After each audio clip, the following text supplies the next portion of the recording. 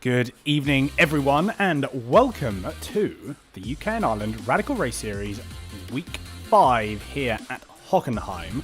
My name is Daniel Handover, and joining me in the commentary box this evening is, as always, Mr. Ed May. Ed, how are you doing this evening?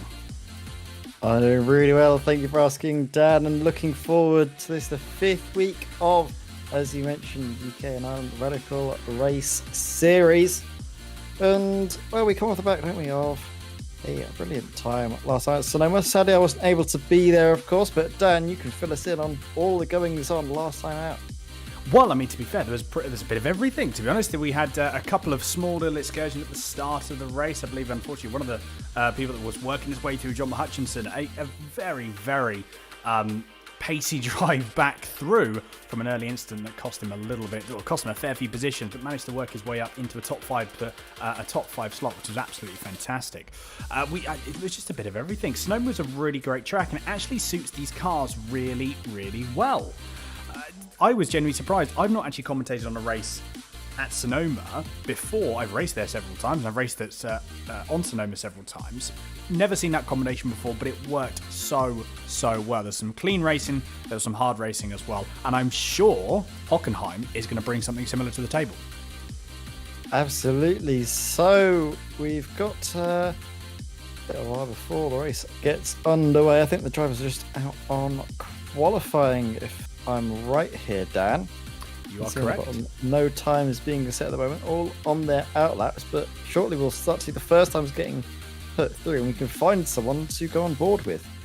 Absolutely, we will be able to indeed. Although, before we do get ahead, I've been speaking with Chris Kane, the organiser of the UK and Ireland Radical Race Series. Also, a big thank you to HP Automotive and iLounge Racing for sponsoring the league, as always. We do also have, as well, we're supporting now a charity. The UK and Ireland Radical Race Series is now supporting a charity, and I believe we are supporting it. Correct me, I do apologise if I get this wrong, but this is Live Life, I believe. So this is the charity we're going to be sponsoring, and we are sponsoring out throughout the season as well. So make sure if you would like to visit the website as well. It's at the end of the day, in this, with what's been happening for the last couple of years, as we all know, it has been quite difficult, and it has been very, very difficult for a lot of people. I know that we've all had some issues, and we've all been trying to get through it and work together. So this charity is there to help you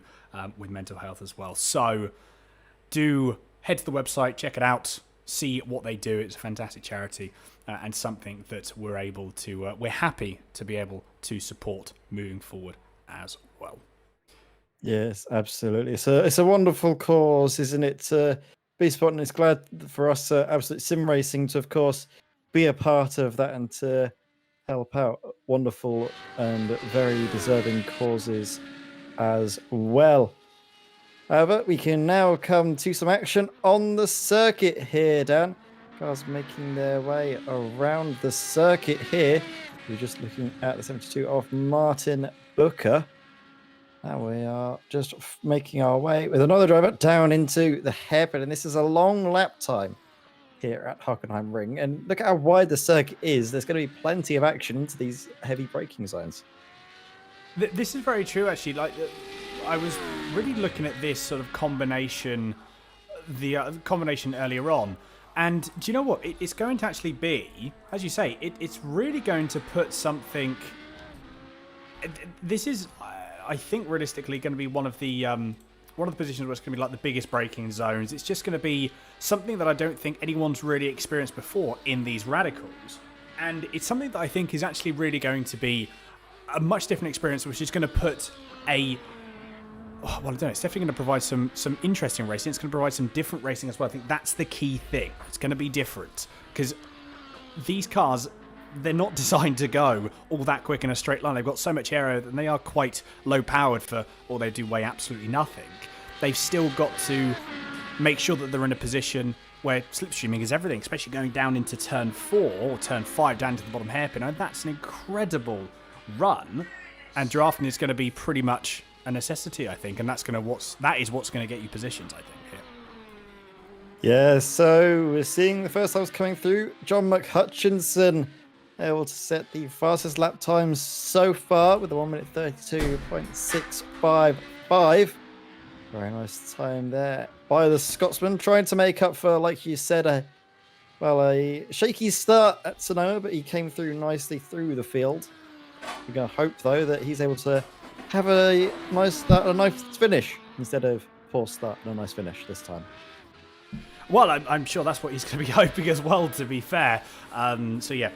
Currently now running ball with on your screen now is Dave Kirkman. Again, it's close at the timing towers. Dan Webster, though, he's decided that he wants to go for pole position, so he has got pole by 0.8 of a second.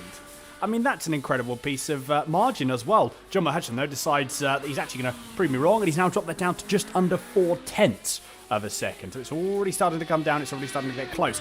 Although, looking again at the gaps between the drivers, bringing them up now.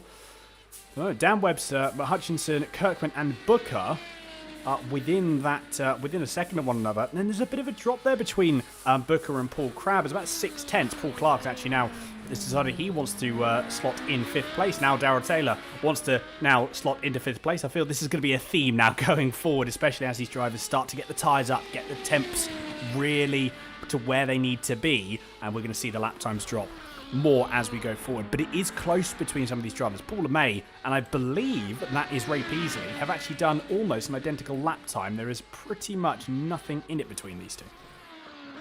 Yeah, very close indeed. And on a 1 minute 30 lap time, there are thin margins already. You can see a lot of the field nice and close, yet less than 1/10 of a second. I believe 1/10 of a second actually separating Ray Peasley and Paul LeMay. Again, Paul Crabb and Simon Mott be separated by 1/10 of a second. Paul Crabb and Paul Clark were inseparable, but Paul Crabb has just done a brilliant effort to go third fastest, getting himself up to the front of the second row of the grid. And Martin Booker has just improved up into 4th, so a good lap time there from Martin. Other drivers all improving, but we're going to be following Paul Clark here because he looks like he is on for a fly. You can see the bottom of your screen, green sector's personal bests in this session so far. Very quick lap time potentially being set here by Paul Clark. Makes his way out of the final corner, uses all of the circuit. Does he run wide? Does he pick up an off track? He comes across the line, improves up into 6th place, but that little bit of a knock over the gravel on the outside might have slowed him down a little bit. Yeah, I was going to say that probably did slow him down a little bit. That's cost him, I reckon, maybe about... It's surprising even that may have cost him around about 0.5. It's surprising how much that dropping on the grass will cause, and it will bring you some time loss. So, you can comfortably say there's another at least 0.5 in there, I reckon. Probably, if not maybe a little bit more. 2.5 minutes left of qualifying to go. Simon Maltby is still on a flying lap. No personal best for him at the moment. Martina Ward, you can see in the bottom of your screen, she is on a current personal best, but no more purple sectors that I'm seeing at the moment. Michael LeMay is still out on track as well. He's setting his own personal best. Al Taylor, you can see in the bottom right-hand corner of your screen, currently in P8. He's not setting personal best at the moment. So it's all quite close. There is Martina Ward, you can see on your screen now. No time set at the moment. So hopefully this is going to be a lap time that's going to be set. As I say that, runs wide. Cursor. Sorry about that, Martina. Well, there is going to be another opportunity for another lap. So, I mean, that would have been at 1:31.8. That would have... But I believe that could very well be... No, it's not actually counting the time. Apologies for that. I'm not too sure what time that would have been. It was an off track there, just on the final corner there. I think she may have also picked up one early on with Martina, so we'll hope that there will be an improvement later on in the session. But yeah, that final couple of corners, they are very deadly, aren't they? You can always run wide, and then the sausage curb on the outside. As soon as you dip a couple of wheels over onto the left-hand side, it drags you even further wide and means you lose out. We're just coming here to Ray Peasley, who I think got a little bit loose coming out of that tight hairpin. Coming back to Martina Ward here. You're going to see what the nice purple 23 can pull off here. Well, absolutely. I believe... Do you know what? I think this is going to be one of... You've got Ray Peasley, who... is going through the last complex now, although I think that may have been his last lap. This is Martina Ward's last lap as well. Current, so no, although I say that actually to be fair, this could be a banker lap because no time has actually been set at the moment. Any lap that is going to be set will count, providing there are no off tracks. So you see in the bottom of your screen that it is showing as orange. That doesn't necessarily mean that it's not going to move Martina Ward up the positions. A mid 33 would see her in the top 10. Well, a low 33 would see her in the top 10.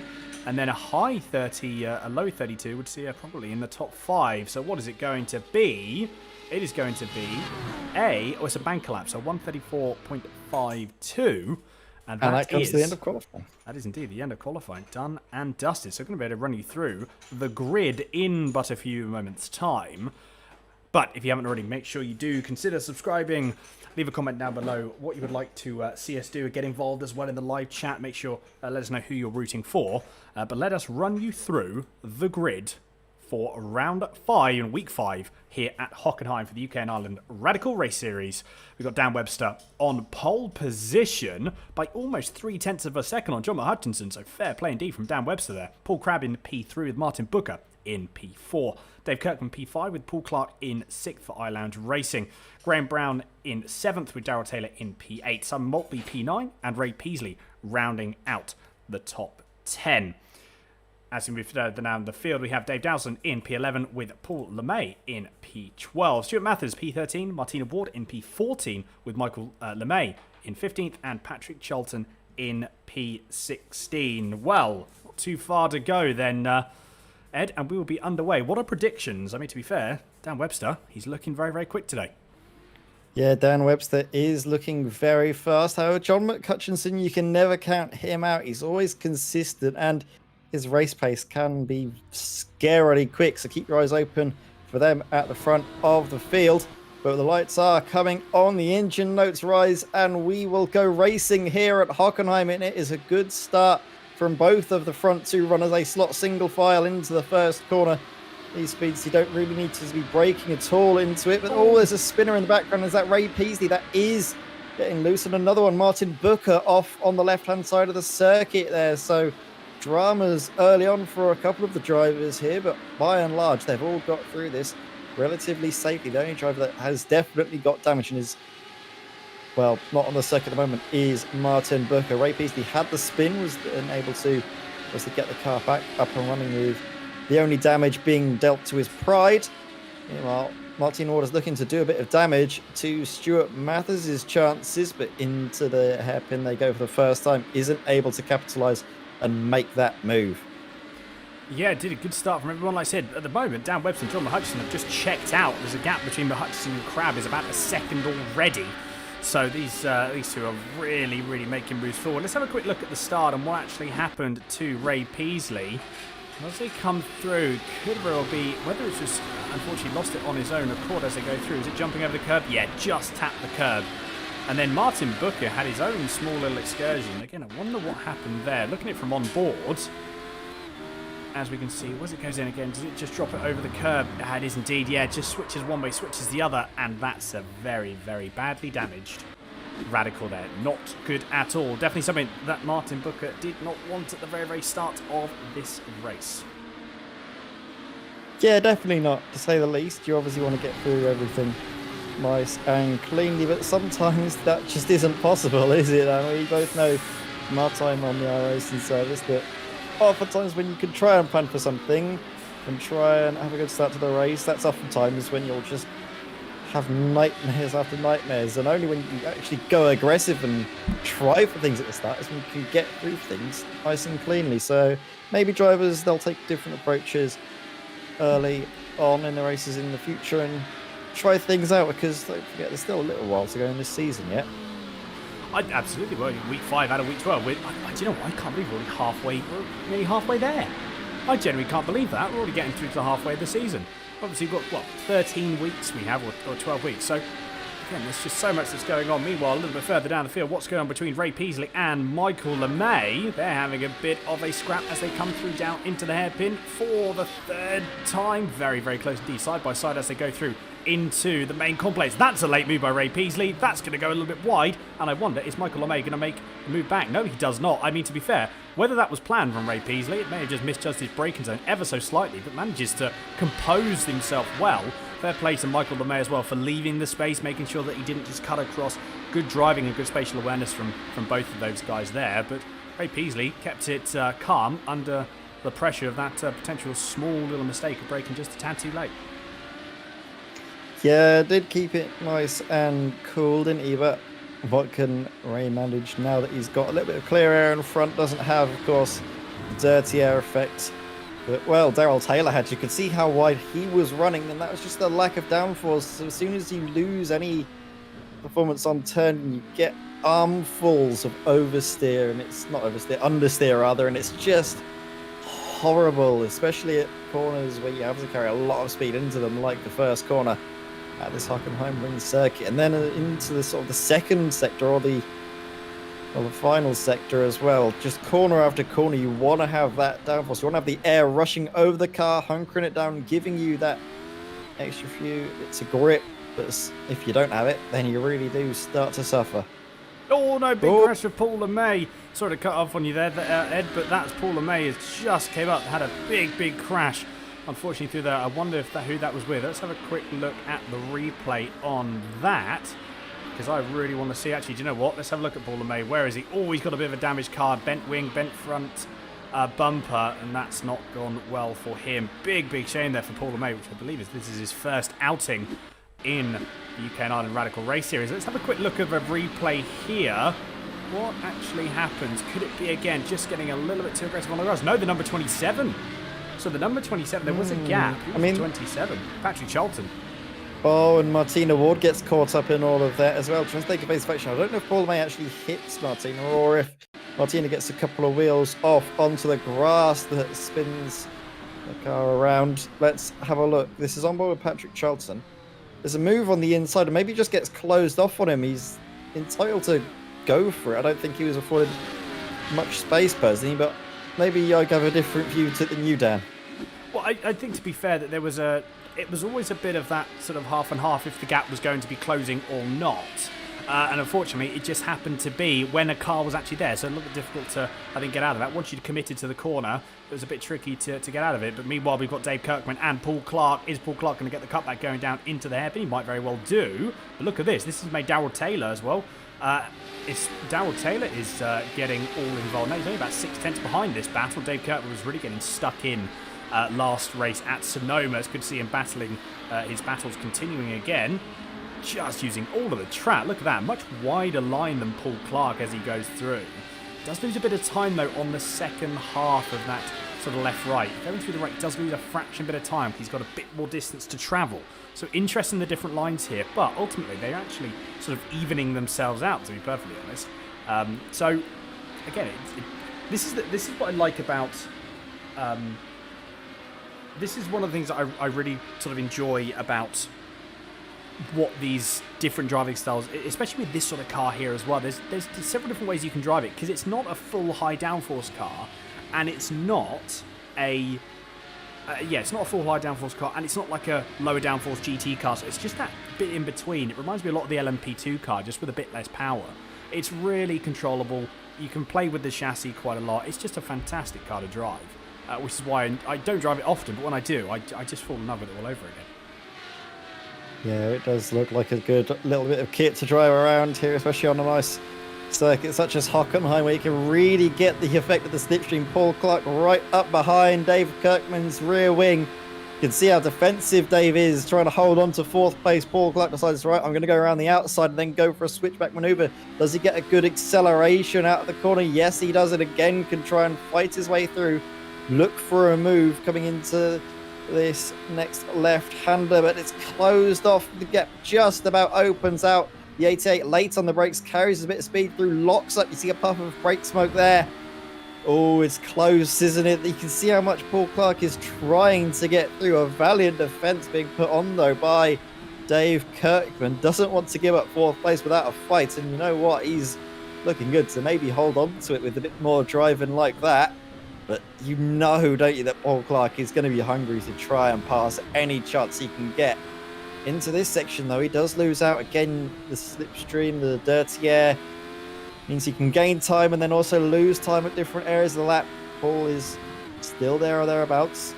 Daryl Taylor as well, right up behind. So that's the thing. Paul Clark, he could look for a move, but then he also needs to be concerned with the fact that if he goes for it and it doesn't work out, well, Daryl Taylor and the 222 will be there to pick up the pieces.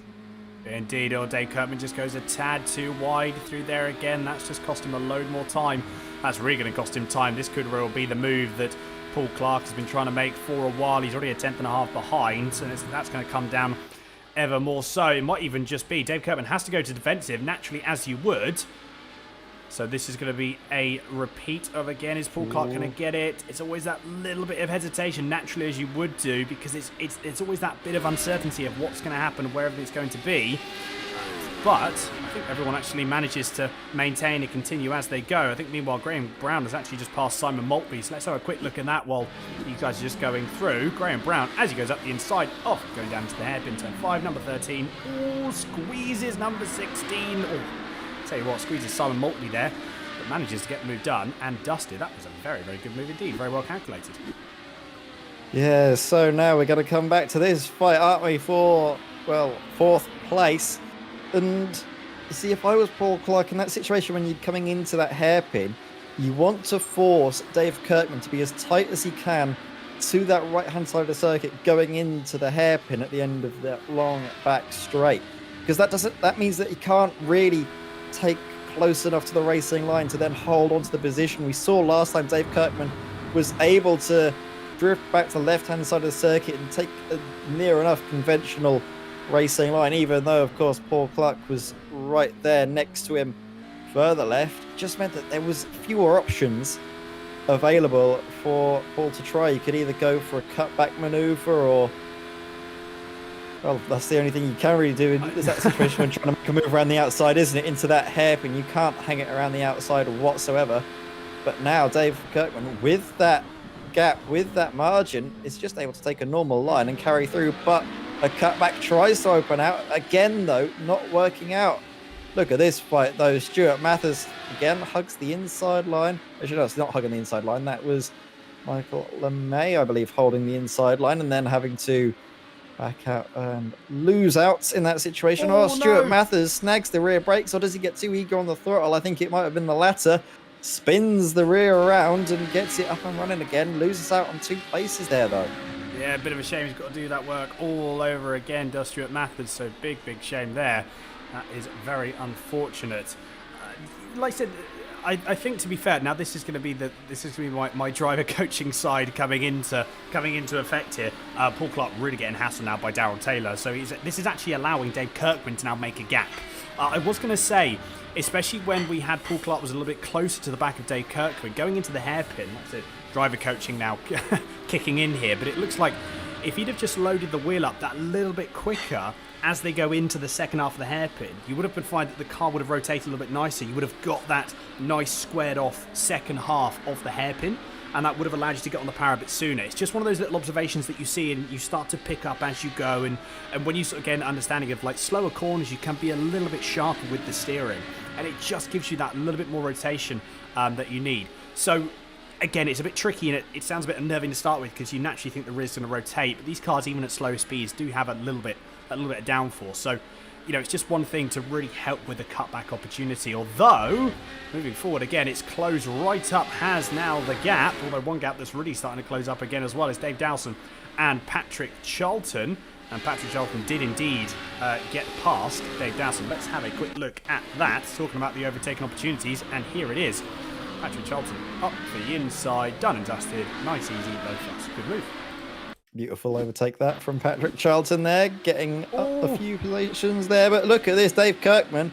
He's really trying to hold off the assault from behind. He's just about able to keep Paul Clark behind. We just saw the tail end of that fight, but hanging it around the outside through that long sweeping right-hander, using all of the sort of, I guess, exit curb to great effect. Whoa. Carrying speed. Look at that. Look at how much he's trying to clear a gap, clear a margin. He's going to be very vulnerable, though, into the first corner. No chance for a move there. And all of a sudden, that look to the inside for Paul Clark has lost him out a little bit. If he just slotted in behind, bided his time, and focused on getting the run into either this corner or the next at the end of this long flat-out section, he'd be right there in contention for a position. But now, look, so much closer than he was before. He can be on with a chance for a move as Michael Amey has gone off somewhere. I think that was at the final couple of corners. Look at how close Paul Clark is now. Again, though, leaves a lot of space for Dave Kirkman to play with. Doesn't try and close him off on the run into the corner. Tries to go for a cutback, but because of the way Dave Kirkman was able to take that corner, had the space afforded to him, so much room on the inside for him to play with, he could just take essentially a conventional racing line and doesn't lose out anything. Yeah, to be fair, it's such a wide. These cars aren't very big as well. Bear in mind the size of they are the size of a shoe. So you even a track like this, when you get a big international track such as this, as you say, you've got so much more room to play with. If you were to put these cars around somewhere like Alton Park, the story would be very much different. So again, it's how you attack these different style of corners as well. That's a big sort of difference as well. It really gives you that opportunity to, again, sort of play and experiment with how to approach these different types of corners. And like I said, yeah, a car this small around an international circuit is a little bit tricky. Simon Maltby again just snags the rear brakes. It looks to be the car rotated, so maybe a little bit too much brake bias to the rear, and that has unfortunately made a possible move as well. Meanwhile, Stuart Mathers going round the outside, possibly Paul LeMay. Oh my goodness, what a move going through. They're still side by side though. Paul LeMay's not giving it up. And Paul LeMay retakes the position. That was going to be a cracking move there for Stuart Mathers, as Paul LeMay does go a little bit wide. He is nursing some damage, which is going to be hurting him. So this could very well be. He's doing a very stellar job to hold off Stuart Mathers for as long as he is. But even so, you can see on the timing tower, it's already starting to hurt him, even in that short little straight there. So if Stuart Mathers can stay close enough, this may be a relatively easy pass for him. Yeah, it's going to especially hurt him in this... well, anywhere really, but iRacing can be a little bit weird with the damage. Sometimes damage to a rear wing can really hurt you on the straight, so we'll see exactly how that will unfold. And looking at Martina Ward, 23, in a world of its own. No cars close in front, no cars close behind, but we might see something happen just yet, of course, the fight between Martina Wood and Martin Booker, but Martin Booker is, well, miles back from Martina, so I don't expect that to close in. Speaking of closing in, though, well, John McHutchinson has got the gap now to under a second between himself and Dan Webster. I was noticing this. Under half a second, actually. Yeah, I was noticing this, that we've got this Dan Webster that has been leading for this entire race. But as you say, we do have fastest lap as well, just set by John. Yeah, so we do have it starting. The gap is starting to close up. This could be a last minute charge. There's only 4 laps left, remember, although that is still about 9 minutes to go because these lap times are around about 31. Actually, it's not 9 minutes. Completely ignore what I just said because it's a minute and a half laps. I don't know what the hell I'm talking about. I can't add up clearly. So John Hutchinson, last minute charge there as it comes down. Meanwhile, Patrick Charlton, what was going on there? We saw the timing tower going a little bit crazy, and I believe that is Graham Brown that's had a moment. That is not good. While we've got a bit of opportunity, let's have a look at what happened to Graham Brown. Is it going through into turn 2? It may very well be. Is it going to be a tag on the brakes as the car then spins? It might very well be. Oh. Yes, it is. Oh, that's a bit... Oh, no. Oh, God. Oh, dear. Oh, no. Wow, I tell you, I didn't quite see who that was. But fair play for driving under the car, under Graham Brown's car. I've been in that position before. I've been in that position before. We all have been in that position before. It's just a bit of panic stations, and you just want to get going as quickly as you can. And sometimes, like I said, it's a bit of a shame. Though I'm sure that Graham Brown will be gutted about that. It's not ideal. I think is the best way to frame it. Yeah, you can see why he did it, but of course, you have a relative. You can look at that and see if cars are coming up close to you, and then just wait a little bit. You know, you'll lose out on a position, but it's much better than having a bit of an accident, ruining both yours and another driver's race. And well, in that situation, I don't think we're going to see those cars back on circuit because they did look like they got hefty bits of damage. One car up in the air, the other car heavy hit to the front. These cars, though, in a very good race, aren't they? Just at the front of this, Patrick Charlton, but with damage to the back. So Dave Dowson will try and go through into turn 2, and he's going to make the move stick nicely indeed. Transfer cutback on the exit here. But again, damage to that car around the outside to Patrick Charlton means that he's going to be suffering a lot. And as they get to the areas where the top speed comes into the equation, might not be able to go for it. But look at that, a lunge down the inside from Ray Peasley, trying to take all two in one go. And he's going to make it stick, you know, good overtake from the number 6. Brilliant stuff. Sold him a little bit of a dummy, I think, actually, to Ray Peasley on Patrick Charlton and just sent it into the braking zone. Wonderful little overtake there. And again, this fight has closed up again, yet again. Dave Kirkman, Paul Clark and Daryl Taylor have been, well, the stars of the show this evening. We've caught a lot of their action because they're so close, and they have been for so long in this race. 3 cars all battling for 4th place. It's a shame the podium, of course, has sorted itself out. There doesn't seem to be any late changes coming through in that little fight. But up here, well, look at them all, nearly equidistant from one another, making their way into the first corner. They've got about 3 laps to go. 3 chances maybe for Paul Clark to go ahead and get into 4th. Indeed, yeah. Patrick Charlton, though, has had a small off track. Oh, gets back on track. Yeah, maintained it very well. Very well held there from the Radar Racing number 27 Radical. But, yeah, just causes a position loss. Not good at all. Meanwhile, we're going to go back to live because this could very well be. Look at that as well. How close do you want it to be? 2 cars rolled into one. I'm pretty sure that Daryl Taylor was actually pushing. That's not. I'm pretty sure Paul Clark was pushing Dave Kirkman down there at that point. Is it going to be round the outside this time? But unfortunately, that's now left the door open for Daryl Taylor. So Daryl Taylor's going to have a look. Oh, I see Paul Clark drifting over slightly. You can see the blimp cam really showing that. No! Oh, no. That's not there what was we an wanted. Overlap. I didn't realise. I didn't want to call it, but I sort of called it accidentally. I said that there was a bit of, I saw Paul Clark just drifting over there, and it's just a bit of, unfortunately, not anticipating, I think, or not being aware. To be fair, actually, that can catch you out, because if you're running crew chief, or I've done it in the past, if you're running crew chief, your spotter sometimes doesn't tell you that there's a car there. Because normally what happens is your spotter should tell you that there's a car there, or there's, car clear or something like that. Sometimes it doesn't tell you that. So I've been caught out in that position. Again, I've been in both positions as well, and that is the most infuriating thing when that happens. So I'm sure both Paul Clark and Daryl Taylor will be equally frustrated with that.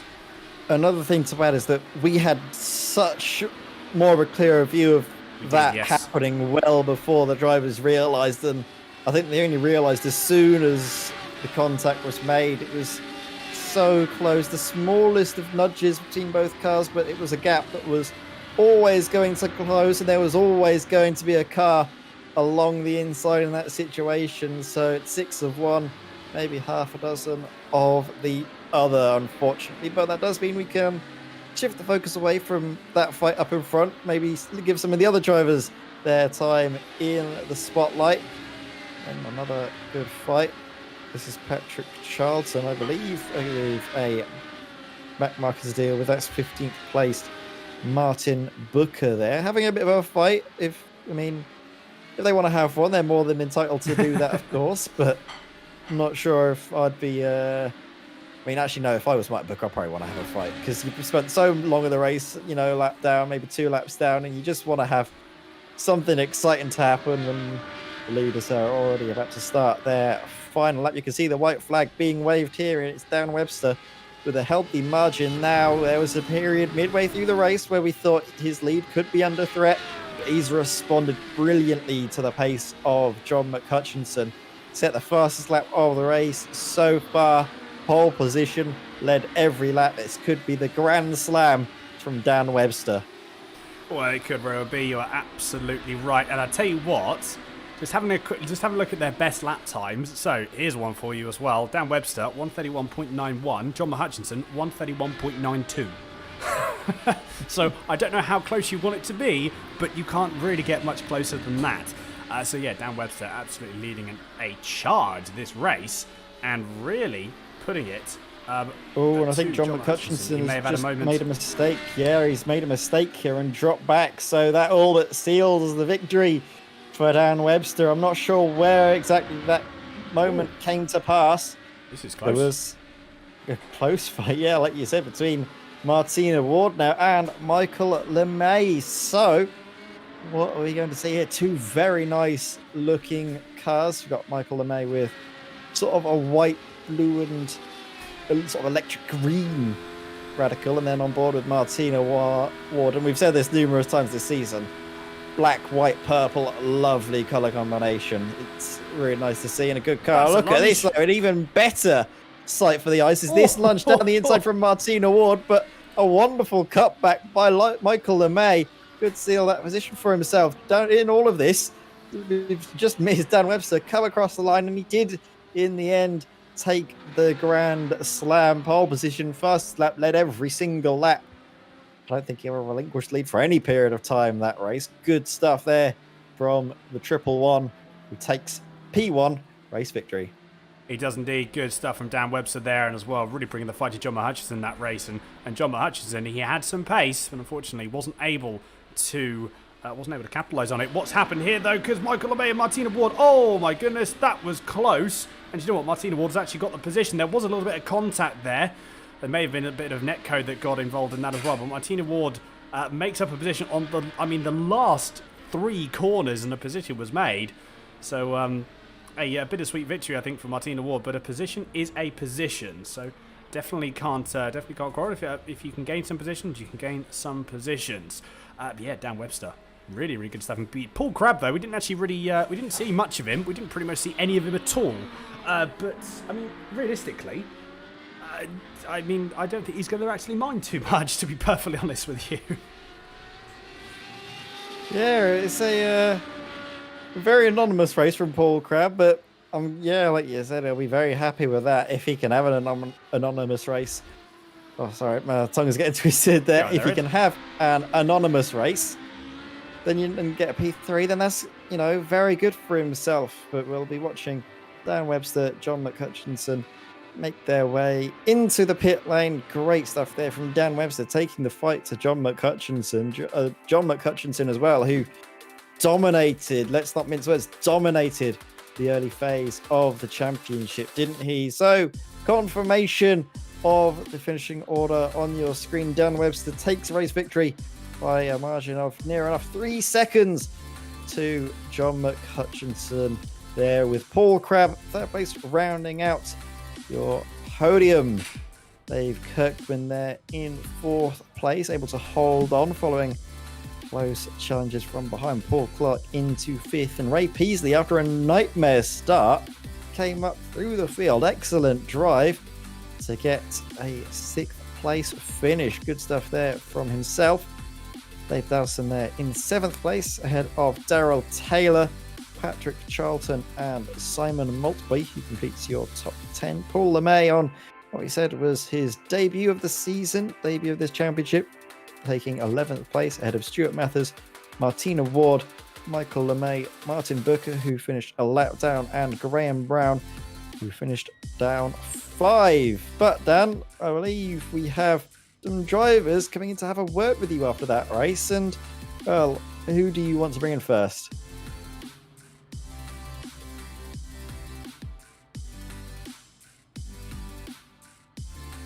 If you are there, Dan. I am indeed. It would help if I wasn't talking with some audio issues. So we're back. Apologies. Do you know what? I think we should bring in Dan Webster. Why? I think we need to bring in the man who absolutely, why wouldn't I say dominated? Well, is definitely on the cusp of domination. It wasn't just a clean run that we've seen previously. It was a little bit of times, but ultimately, what an absolutely fantastic drive from Dan Webster. So let's bring Dan Webster in. And here he is. Mr. Webster, are you there, sir? I am. Brilliant. How are you? Sweaty. I can imagine. Well, first off, absolutely fantastic stuff from yourself. A really, really good performance. Talk us through it. Grand Slam, actually, to be fair. You got all three: pole, win, and fastest lap. Yeah, unexpected, to be honest. But yeah, very happy with that. It was very, very tough. John's super quick and consistent. and my tyres were going off towards the end, and I think John's were as well, to be fair, but it was getting very tight towards the end. Well, I think we saw a period of time. There was a period of time around about, I think it was about halfway into the race, and we saw that yourself and John, actually got it up on screen now. We saw the gap start to close, and then it sort of backed off again. Was that just sort of like any track tip? Your tyres get a bit too hot, you had to wait for them to cool down and then go through? Like, what was your sort of thoughts on that? Yeah, I mean, the first couple of laps, I was struggling to get my braking point right for the big stop at the hairpin, because I was using a different setup to one that I've used before, and it was the first time I'd run it with high fuel, so I couldn't get my braking point right, and then I sort of got it together and started to eke out 1 or 2 tenths, and then I forgot to brake for the hairpin. Never good. So I lost a few tenths there, and then it was sort of ebbing and flowing until my tyres started to go off, and then John was just getting closer and closer, and then I think he suffered the same as me with very hot rear tyres. Okay, interesting stuff. I mean, we saw this a couple of times as well, sort of people having a little bit of a moment going through into the hairpin. I mean, was that the sort of place that was catching you out the most, would you say, or were there a few other sort of areas that were a little bit more tricky? Yeah, probably the hairpin was the trickiest bit, because you have to time it just right, obviously, and I knew John was very close behind me. Although since the update, the toe doesn't really work in this car anymore, so I knew that as long as I had 3 or 4 tenths, that I was pretty safe, so I didn't have to go mad defending or anything like that. So I was just watching the gap, and fortunately, I was a bit quicker than John through the final corner, so I was able to pull a couple of tenths every lap and get myself a bit of a gap for the long straights. Brilliant stuff. Well, I mean, to be fair, absolutely, it definitely worked out for you. So fair play indeed, Dan. But before we do let you go, is there anyone you'd like to give a shout out to? Just everyone in the league, to be honest. They're all superstars. Absolutely, very well said. Could not have said it better myself. Well, Dan, well done again. We look forward to catching you up, hopefully in similar circumstances next race. But yeah, have a very good rest of your evening and rest of your week. Well, thank you. There we are. Dan Webster. P1 is Dan Webster. And as we said, we say it again, very, very good drive indeed. Cannot argue with that at all. Ed, I believe we have P2 as well. John Hutchinson. Shall we have a catch up with him? Yes, we do. So coming into the booth, well, I've already brought him in. John McHutchinson joins us here, and that was a close run thing between you, points between Dan Webster, but ultimately in that final lap, it just proved a little bit too much. I couldn't pass him. It was too fast tonight. It was a good race, but a little mistake on lap 14, I think it was. That was game over. But congrats to Dan. Kieran, what was it like? Because obviously you were able to get the benefit of the straight line speed down the straights, but then coming through the corners, how bad was the dirty air? Because we noticed you dropping back every so often. And what is it they call it? The stadium section or something like that. That was tricky, the last part of it. But you really need to be within half a second to get anything off the toe. If you're a second, you'll maybe gain 2 or 3 tenths, but not enough. Yeah, definitely. And was it also a matter of setup, do you think? Maybe it was down to Dan Webster having a better setup for the straights, and while you were trying to get it through the corners, you just didn't have the air going over your car. I was quite happy with my setup, and it seemed pretty stable in testing, and it was stable throughout the race. The baseline setup this week was terrible for the rear end, losing grip after 5 or 6 laps. So I don't think Dan was running that. He could have been, but I don't know. But he seemed to have a steady setup as well. Yeah, of course. And obviously, this race went a little bit better for you than Sonoma did. From what I can remember, Sonoma was a little bit tricky for you at the start. So it's good to get a good start and a good finish under your belt this time. Yeah, definitely. I was hoping to put the pressure on Dan, keep the pressure on until the last 3 or 4 laps, and try and get a mistake out of him. But it didn't happen. He done it. He drove a good race. Yeah, well, from what we heard from Dan was that if the race was a little bit longer, if there was maybe a few more laps, maybe there would have been a change of position, because apparently he was struggling with tyres and struggling to keep you back, because you were both very evenly matched on pace there. Yeah, there was nothing in the pace. I couldn't go any faster. That was as fast as I could go, I think. And I dare say that was the same for Dan.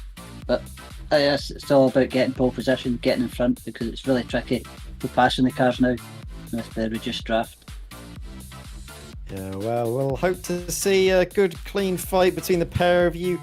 Even closer than here next time out, John. But before we say goodbye to you, is there anybody you'd like to give a shout out to here on Absolute Sim Racing?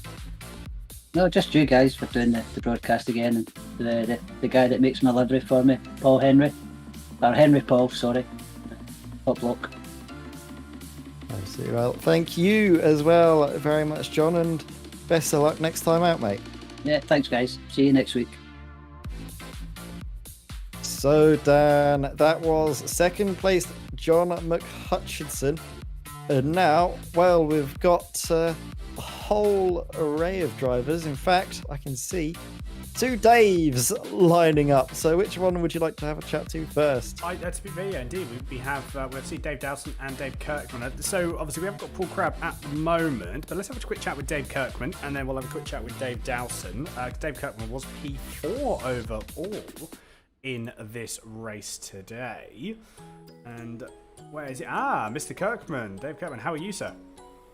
I'm good, thank you. Good stuff. Very good race. Do you know what? You definitely had some screen time. That was really, really exciting to watch. I mean, I think myself and Ed can definitely say, very well done for being able to hold off the likes of. Well, I mean, to be fair, you had Paul Clark and also Darrell Taylor both breathing down your neck for a good 2/3 of the race. What was that like for you? I can imagine stressful, to say the least. Yeah, I mean, the first 8 laps I think were pretty much under control, but the tyres just, for me, started to go, and I found it very difficult to kind of keep up with the pace of Paul behind me. And from lap 8 onwards, it was fairly stressful, really. I was quite surprised in qualifying. I did my best lap of the week in qualifying, which is obviously the way to do it. Absolutely. But, I qualified 5th, which is actually my best qualifying so far. And then obviously Martin went away, so it was literally just Paul in front of me and Paul behind me, and just trying to make sure that Paul Clark couldn't get past me. The big one for me really was down the back straight. When he had a better drive out the corner, and I had to go to the right, and I think lap 13 he was bump drafting me down there, but I was determined that I wasn't going to let him go on my inside, because that was the only way to get past, really. No, I mean, to be fair, we've just seen on the screen, it looked like a bit of damage, to the rear of the car, and that would be why. But no, honestly, that was a fantastic battle to watch. And I know, obviously, Sonoba wasn't was it a little bit unlucky for yourself, but I think you definitely redeemed yourself for this time out. What's the game plan for next round? Same thing again, or? Yeah, well, I put a lot more practice into this season than I have in previous seasons, so I am generally a lot more competitive than I have been in previous seasons. I surprised myself actually with the qualifying this week, as I said, but I'm going to practice as much as I possibly can, because it does pay off, and that's why I'm obviously, as long as I can keep it on the road, then I'll be up there. Absolutely, very well said indeed. Well, Dave, hopefully we look forward to catching up with you again in similar circumstances next week. But before we let you go, anyone you'd like to give a shout out to? I'd just like to give a shout out to the guys around me that are racing. I've raced with Paul quite a bit actually this season, and he is a respectful racer, and hopefully we put a good show on for you from that. But yeah, the guys that you race with really make this the series that it is, really. So it's enjoyable. And also I'd like to apologise to Martina publicly for taking her out in the last round. That was unfortunately my fault, and I tapped the back of her in the last round. But yeah, that's who I'd like to say shout out to. Brilliant. No problem at all. Well, Dave, it's been an absolute pleasure, and look forward to catching up with you next week. Yep, see you next week. Cheers. Take care. There we are, Dave Kirkman, P4 overall at Hockenheim for week 5. Well, I think, Ed, we've got time for one. We've got time for one more, haven't we? We've got time for one more. I think we've got time for one more quick chat with another driver. So let's have a look. Do we have Paul Crabb coming through third place? No, we don't, unfortunately. But we can bring in the other Dave that we mentioned, can't we? And Dan, you can have a chat with Dave Dowson. Indeed, we can. Dave, are you there? I am. Hello. How are you, Dave? I mean, to be fair, a seventh place, a good, respectable result for yourself. How was that from your side? That was my best result. Most consistent. Didn't hit anybody. Didn't hit anybody else's issues. Didn't spin. So that's my first, I think, where I've had no incidents in this. I've been doing this since it started, so I'm all happy, and it's my highest result. Good. I mean, to be fair, that's positive thoughts to take through going into next week. And speaking of actually next week, Moss Sport, interesting circuit. Have you done much testing around there? Have you done much driving at all around Moss Sport? Because it's a track that isn't used as much. It doesn't get the love that other tracks do. I've done the Radical there only once, but I've been racing the Skippy here and iRacing for 10 plus years, and I've done Motorsport many times with the Skippy, so I know the track very, very well, and I know which corners I don't like turn 2, and in this car it's going to be really light, I think, going down the hill on the off-camber, heading to the tyres. Well, I think it's it's definitely going to be an interesting one. I mean, Mosport's a great circuit, and like you said, but by the sound of it, because you've got a good amount of track experience, I mean that's definitely going to play dividends going forward into next week. You may even have the jump on a few of the people who haven't driven it as much, I think. So hopefully that will put you in good stead. Yeah, I use my Skippy knowledge as my starting point for this car. So anytime I'm jumping on a track for the first time with this car, I know my Skippy brake points inside out. So I use those as the marker and then adjust based on that. So I'm not learning from scratch. To be fair, and that's exactly the way to learn. You build up your knowledge, you build up your database, if you were, and then you build it off from there. So absolutely, perfect way to extract data that you already know and extract knowledge that you've already got. So absolutely fantastic stuff. Well, I mean, all we can say for yourself, Dave, is good luck for next week. Excited to be able to see you out on track. Anyone you'd like to give a shout out to before we round the stream off? Mr. Chris Kane for organising this whole thing, keeping it going, and he's such a great laugh. He keeps the spirits going. So yeah, Mr. Kane. Absolutely. I, again, could not have said it better myself. Brilliant. Well, Dave, we look forward to catching up with you in similar circumstances, if not better circumstances, next week. But yeah, very, very good result on your best finishing position of P7. See you later. Bye. Take care. And there we go. Dave Dowson, overall P7 with his best result. I wasn't aware of that. Yeah, good little result that from Dave Dowson there. So we'll hope to see him go even bigger and better. He said that he's going to Motorsport, trying to use some of his Skippy knowledge. We'll see if that does him any good, but I think that is all the time we have this evening, Dan. Unfortunately, it's time for us to say goodbye.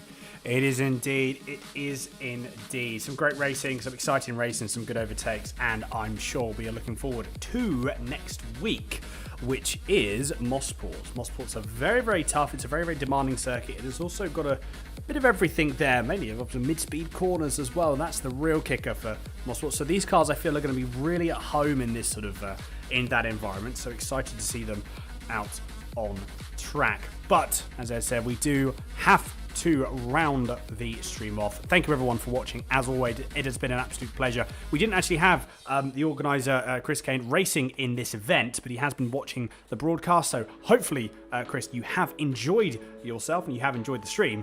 We definitely enjoyed watching and commentating on the racing. As always, it's fantastic. It's an amazing series, and we're looking forward to seeing this off for the second half of the season, which isn't too far away. But until next time, everyone, as always, make sure that you take care, stay safe, and have a very, very good rest of your week. And we will see you next week for week 6 at Mosport. Take care. Have a good one.